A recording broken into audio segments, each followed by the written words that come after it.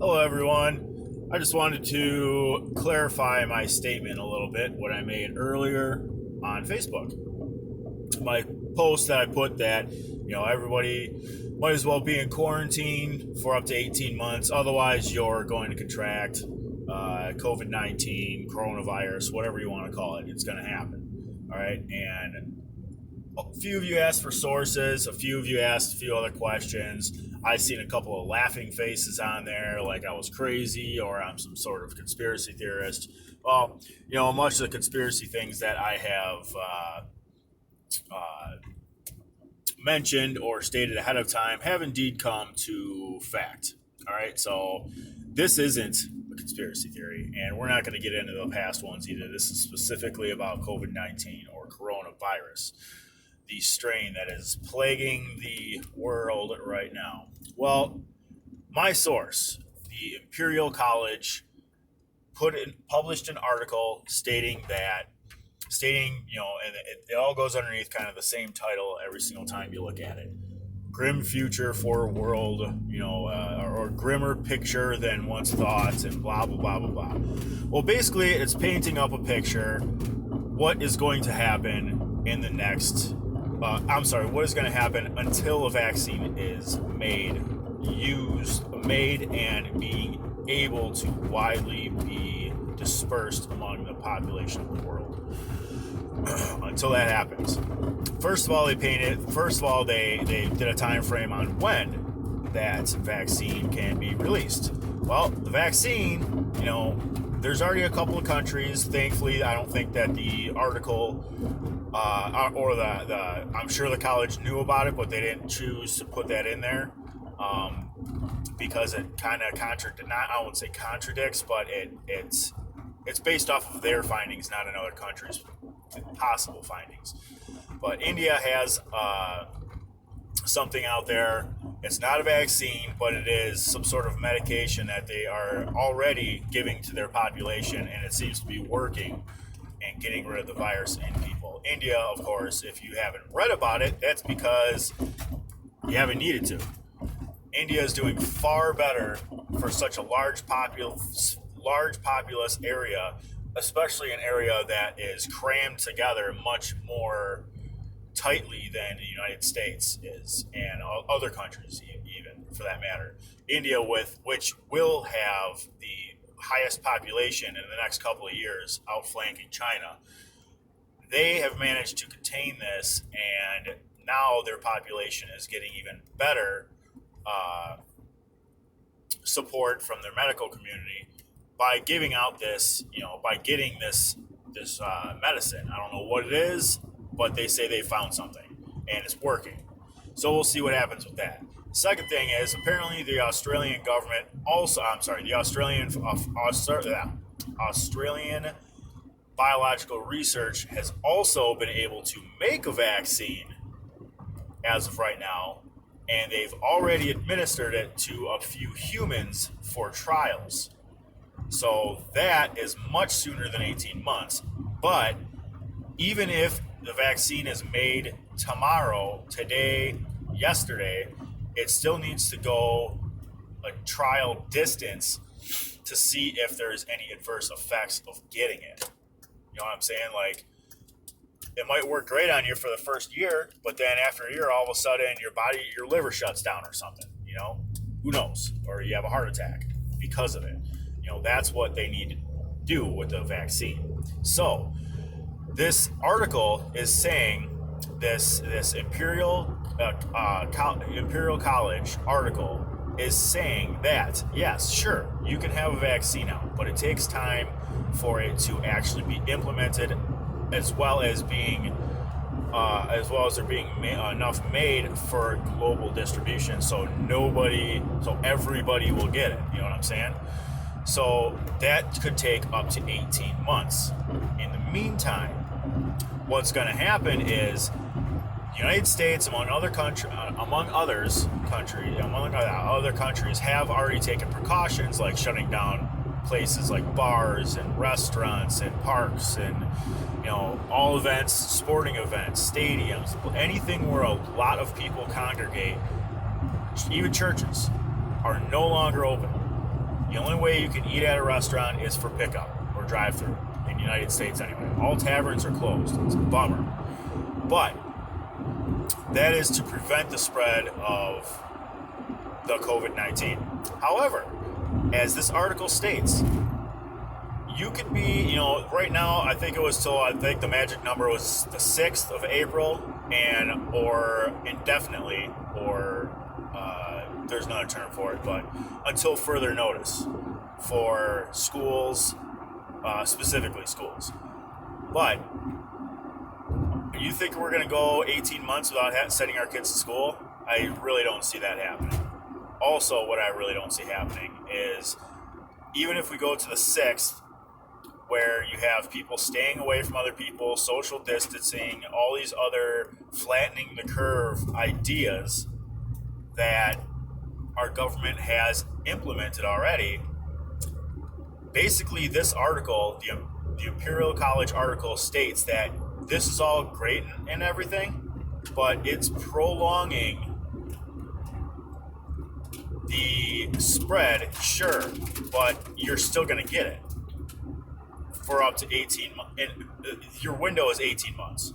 So if you're in the house for a month and you decide, I need a breath of fresh air, or they start opening everything back up on the 6th, you go back out to a tavern, somebody's going to have it, possibly. There's still a very large or a very small possibility you're going to get it, and then it's going to continue to spread again. You'll see like a wave pattern is what they're saying. They're saying, okay, everybody go inside for 4 weeks. Come out in 4 weeks. Everybody goes out in 4 weeks. Somebody's still carrying it. Well, then that person spreads it again, and then it starts ramping up again, and then it goes down again, then it goes up again. And we're going to have to ride this wave out for 18 months, right? Or you could also do, the whole 18 months. It's the only chance you're going to get, of not getting it. I wouldn't even say foolproof, but the best chance you have of not getting COVID-19 is if you stay inside, away from everybody else, with your family or whatever. If they're in there as well, nobody's going to work or seeing anybody for 18 full months. That's a little out there. I know that there are people with compromised immune systems, not developed immune systems, elderly people that their immune systems are just shot, or other people like that as well, that they have very high risk of getting, not a high risk, but they have, if they do get COVID-19, there's a very high probability, a much higher probability that they are going to die or have serious complications from it, or have complications from what the virus causes, and then they'll die that way, like from pneumonia or something.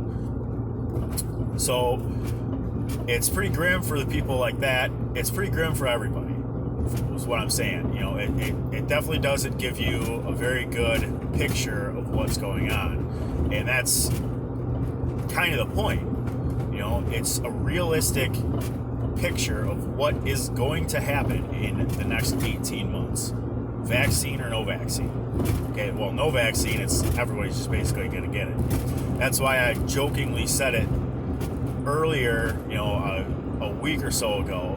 You might as well, everyone go outside. It's like chickenpox. Everyone go outside, contract it, shut the whole country down, every single business, every single person. You got your provisions, 4 weeks. You got 4 weeks or whatever. It stays in your 14 days. Stay in your house. You get everything worldwide shut down 4 weeks. Whoever walks out the doors at the end of it, that's who walks out the doors. It sounds like a dick thing to say, but either you do it now, or you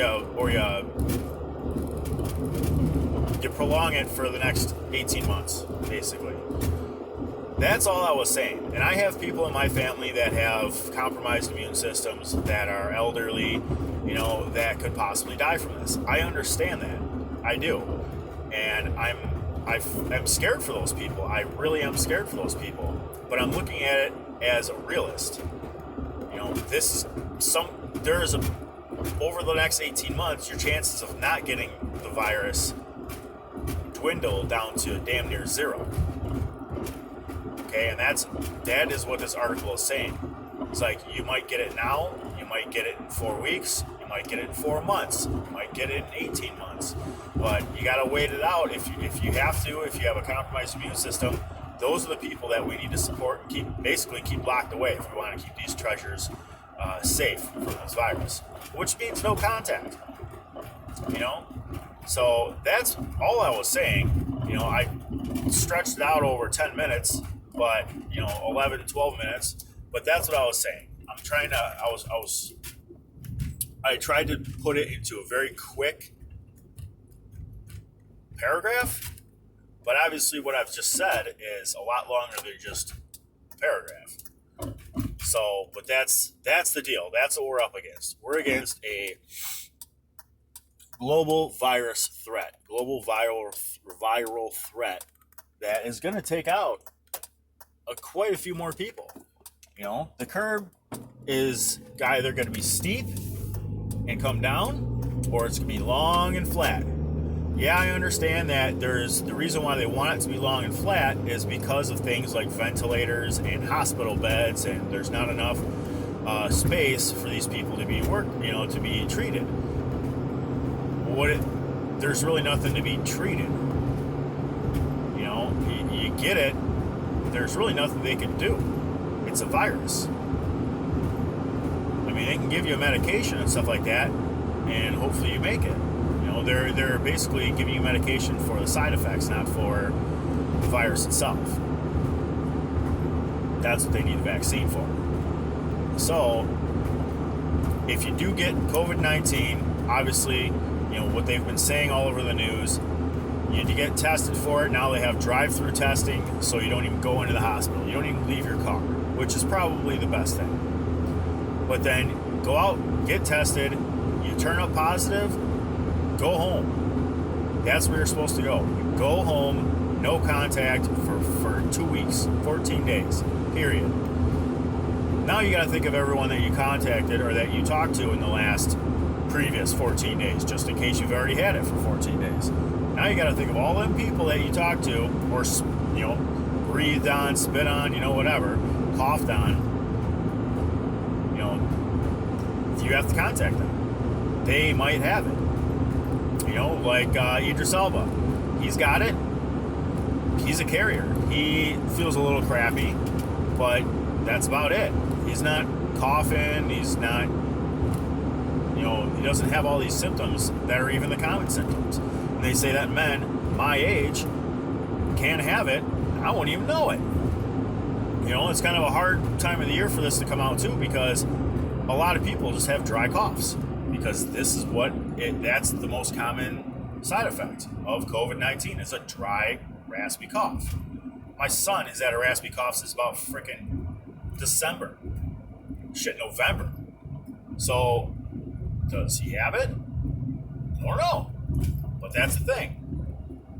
You don't. You do not know if you've had it or not, if you don't have any symptoms.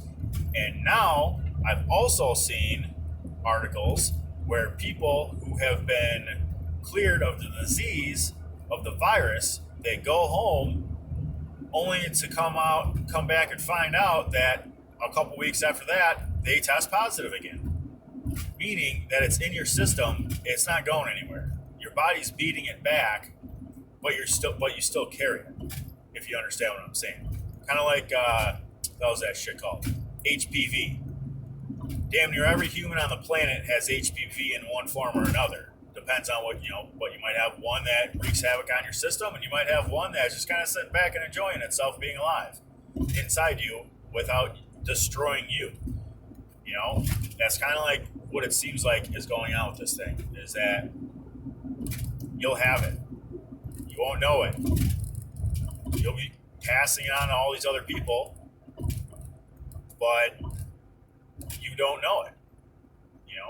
So all I gotta say to wrap this all up, it's already long enough, is everyone just think, these stupid little face masks too, it's not gonna do shit unless they're sealed to your face. The little stupid thing, that you wrap around like you see Chinese people with all the time, the little papery ones, it's not gonna do a fucking thing. All right, it's still going to get in the sides of your cheeks, stuff like that, unless it is sealed to your face. Me, I've got a beard. You know, it's not going to fucking do shit. But I'm pretty confident in my immune system, and I feel that I'm gonna, I could probably buck this thing if I do get it. Sure, that might be a little cocky, but what am I gonna do? I can't live in a fucking bubble for the next 18 months. I'm gonna freaking go insane. And I'm still working right now anyway. Okay, there's roofs to repair. I'm part of the structural or the infrastructure. So I'm gonna keep working, my job is gonna keep on having me come back to work. So they're doing things like handing out nitrile gloves and to keep my hands from touching stuff, which still makes absolutely no fucking sense. Yeah, wash your hands. Do the same things you would if somebody had the flu. Okay? That's basically it. Don't be sneezing on people. Sneeze into your elbow, not into your hand. Sneeze into your elbow or into your shirt. Okay? That's it. Alright? Wash your hands. If you're sick, stay home. That's it. Alright? So everybody, once again, stay safe. Treat others how you would like to be treated. Don't be a jerk. Stay real. Okay? Have a real outlook on it. Okay? And stop fucking hoarding toilet paper or any other supplies, because there are people who need it a lot fucking more than you do. Alright? So everybody, have a great 18 months. Love you all.